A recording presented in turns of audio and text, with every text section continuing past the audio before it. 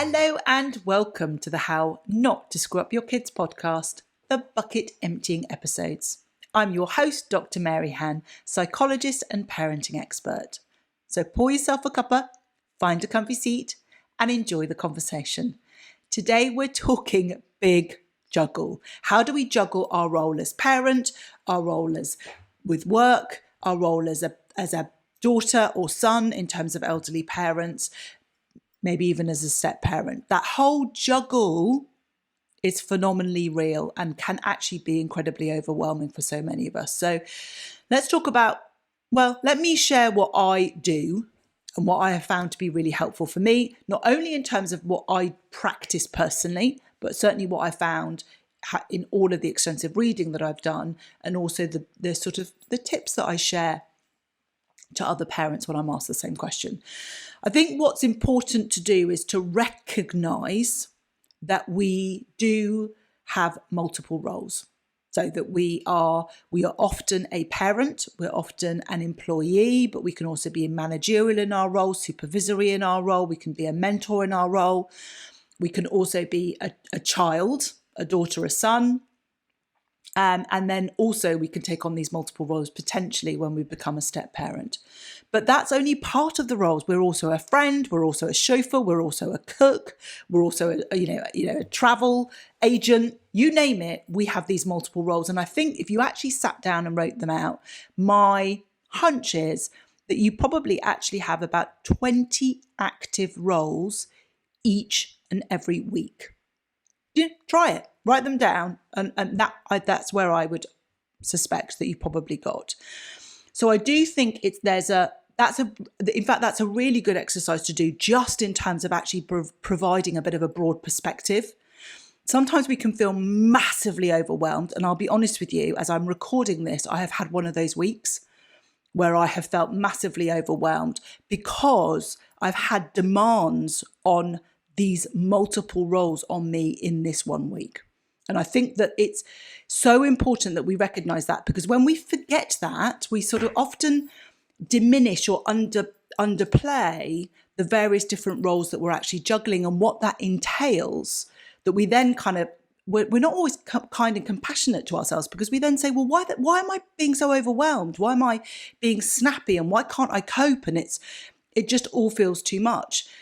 But the first thing we've got to do is acknowledge and accept that broad spectrum. And obviously for a lot of us, there are different ages and stages that we'll go through as we get older.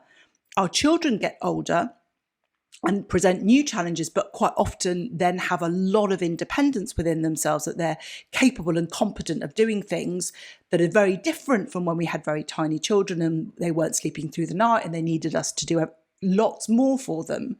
But what comes with that often will be aging parents or greater demands being required of us within our workspace, as well as other things, maybe, being more supportive there for a friend who might be going through a particular challenge. So I do think it's really important as a first exercise is to recognize, acknowledge, and to write down the roles that you are actively engaged in at the moment. That's your kind of benchmark. That's a bit of a recognition and sort of sound base of where you're at. So that's the first thing that I think you need to do. The second thing you need to do is really recognize that you cannot devote equal time and attention to everything. I often talk about this idea about siblings, and that what we shouldn't really be striving for is everything being equal, but instead what we're looking at is apportioning time based on needs. That's exactly the same thing that I want you to be able to recognize within the roles that you have. You will be juggling multiple roles. You cannot give a piece of you proportionally to each of those roles, because each of those roles are making different competing demands on you. And it's about prioritizing which ones need your attention more and which ones do you have to accept. And I really say this with love and I say it compassionately. You have to accept that you cannot give the same level of attention. Sometimes we need to drop some of those spinning plates and accept that they will break, accept that there'll be a pause, there'll be an intermission in service in that, because there are other pressing matters that require our time. So recognizing the roles, where you're being pulled, an acknowledgement of that, and also that you can't apportion yourself the time, and then dealing with the priorities. And what you have to, and I've said this and I will continue saying this until you start listening. But the really important thing that we have to, the bit that gets the most, that should get the most time and consistent time each day, is some time for you. You cannot be constantly spinning multiple plates, trying to be there for multiple people, but not recharging your own batteries. So it's really crucial, depending on the type of person you are, whether you are most productive in the morning, whether you're most productive in the evening, and what you can genuinely carve out, and to be honest with yourself. Lots of people will say to me, oh, actually, it'd be much better for me to do it later on in the evening, Maryhan. And yet what happens is time and time again, they do not give themselves that time. So be honest with yourself. My general view is you are much more likely to see the benefits in terms of your productivity, your well-being, your calm, your stress-free, if you have literally given yourself 20 minutes in the morning. 20 minutes. I'd love you to give yourself half an hour and even an hour, but I'll take 20 minutes. Because what happens is that sets the intention. It gives you that time to reflect. It gives you that time to understand and recharge and to get that perspective. Because the minute we start doing, which quite often is from the minute our eyes open, particularly if you've got young children who are the ones that wake you up, then you're doing, and then we've lost all capabilities of being rational and viewing things in that logical way. So look at all of the various different roles that you have. Be honest with yourself, look at where the priorities are, clearly demarcate 20 minutes to yourself in the morning. And then for me, this may well be different to you, is identify 2 to 3 roles that you are going to focus on that week. Now, obviously stuff happens that gets in the way and you'll then might need to reassess.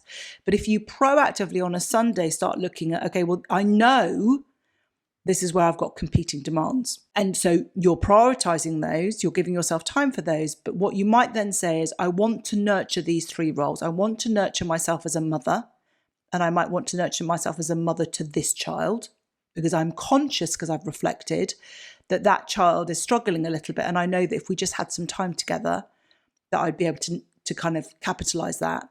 Maybe I want to then prioritize myself as a partner, a wife, a husband, a partner, because I've noticed that things are not as the way that they ought to be. Maybe we're not co-parenting the way that we want to co-parent, or maybe we've completely lost sight of the relationship that we have and why we love each other in the first place. And so I want to prioritize that. And it may be that you then prioritize yourself as a child, whether that's a son or a daughter. It doesn't matter what those roles are, whether you do 2 or whether you do 3. But what you're doing is you're being intentional on, these are the things that I'm going to focus my time on.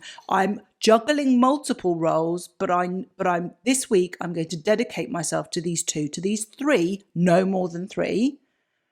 And you set yourself one thing within that role that you intend to do. So looking back at what we initially said, it might be that you will have one thing where you take that one child out for an unexpected hot chocolate and a piece of cake, maybe. Or that maybe with your partner that you get a babysitter and that you have date night. Maybe that role with your parent might be that you need to have a difficult conversation. I don't know what it is, but it's about creating more of an intentional week rather than a reactive week.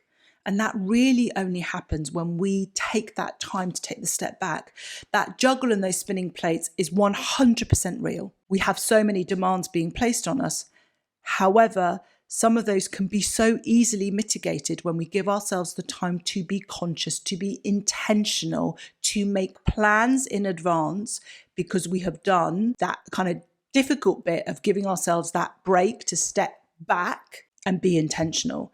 When you're in the woods chasing around, you can't see the path very clearly. But when you remove yourself and you take a step back, you can see the landscape, you can see a path through, you can make those intentional plans. And that's a crucial part of what it what it takes to kind of juggle those things, whilst also being compassionate that we can't show up for everybody equally in the same energy if we do not provide ourselves that time for ourselves too. So I hope that you find that helpful. Again, always happy to answer some very specifics around overwhelm. The question that we had in was much more just a general one. But if you ask the question and you've got some more specific things you want to ask, then do email in. Or if you didn't ask the question, but this has raised some things for you and you want to ask questions, then do email in. It's contact@Dr Maryhan. So I hope you've enjoyed the episode. If you have, I would always be eternally grateful. You know what I'm going to say.